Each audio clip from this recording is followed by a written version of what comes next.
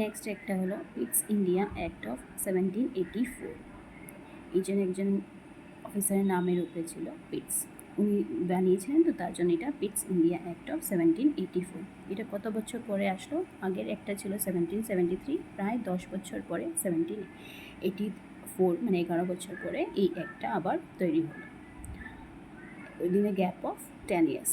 In a bid to rectify the defects of the Regulating Act of 1773, the British government passed the Amending Act of 1781.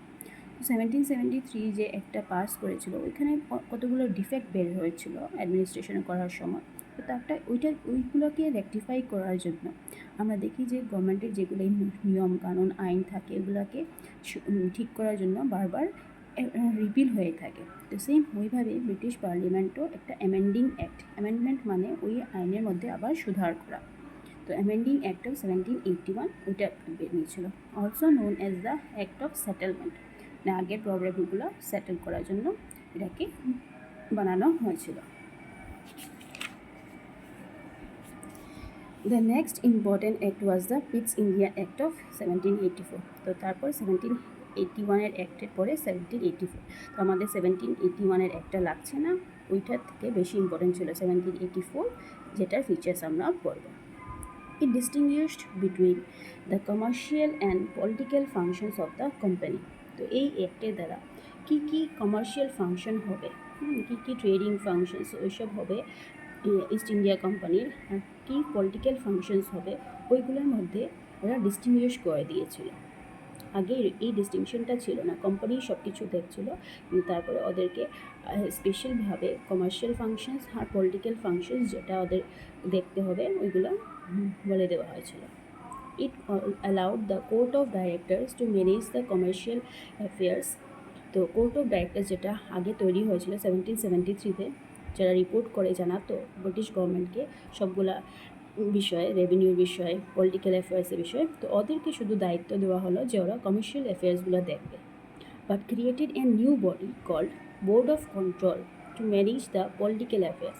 আর এখন নতুন একটা বডির গঠন হলো, যেটার নাম হলো বোর্ড অফ কন্ট্রোল, যেটা পলিটিক্যাল অ্যাফেয়ার্স, যে দেশের মধ্যে কী কী পলিটিক্যাল কী কী অ্যাক্টিভিটিস চলছে ওইসব দেখার জন্যই বোর্ড অফ কন্ট্রোলের স্থাপনা করা হলো। Thus it established a system of double government. তো এখান থেকেই ডাবল গভর্নমেন্টের সিস্টেমটা শুরু হলো, একটা কোর্ট অফ ডাইরেক্টরস, একটা বোর্ড অফ কন্ট্রোল। মনে রাখবে, ভীষণ ইম্পর্ট্যান্ট, কোর্ট অফ ডাইরেক্টরসের ফাংশন কমার্শিয়াল অ্যাফেয়ার্স সিসি, আর বোর্ড অফ কন্ট্রোলের ডিউটি ছিল পলিটিক্যাল অ্যাফেয়ার্স দেখা।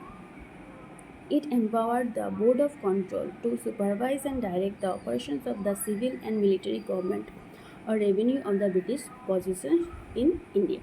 তো বোর্ড অফ কন্ট্রোলের আর কী কী দায়িত্ব ছিল, ওরা সিভিল ম্যাটার্সগুলো দেখবে, মিলিটারি গভর্নমেন্ট আর রেভিনিউজ যেগুলো কালেকশন করছিল ইস্ট ইন্ডিয়া কোম্পানি, ওইগুলো সব ওরা ব্রিটিশ পজিশনের আন্ডারে ওরা মেনটেন করবে, ওরা দেখাশোনা করবে। Thus the act was significant for two reasons. দুইটা কারণের জন্য এটা সিগনিফিকেন্ট ছিল। কী ছিল? First, the company's territories in India were for the first time called the British possessions in India. Company যেগুলো টেরিটরি অ্যাকোয়ার করে নিয়েছিল সব ইন্ডিয়ান প্রিন্সেস ওদের কাছ থেকে বা নবাব ওদের কাছ থেকে, তো ওইগুলো এখন থেকে, আগে বলা হতো কোম্পানিজ টেরিটরি, এখন থেকে ওদেরকে বলা হলো ব্রিটিশ পজিশনস ইন ইন্ডিয়া। তো ব্রিটিশ গভর্নমেন্টের পজিশন বলে ওদেরকে সিগনিফাই করা হলো। And second, the British government was given the supreme control over companies affairs and its administration in India. আর সেকেন্ড কী ছিল? ব্রিটিশ গভর্নমেন্টকে সুপ্রিম কন্ট্রোল দেওয়া হয়ে গেল কোম্পানির অ্যাফেয়ার্স আর অ্যাডমিনিস্ট্রেশন। তো ব্রিটিশ গভর্নমেন্ট সব পাওয়ার এখন নিজের আন্ডারে নিয়ে আসলো, যে কোম্পানি কীভাবে কোম্পানির অ্যাফেয়ার্সগুলো, কাজকর্ম, অ্যাডমিনিস্ট্রেশন ইন্ডিয়াতে চলবে, এটা ডাইরেক্টলি এখন দেখাশোনা কে করবে?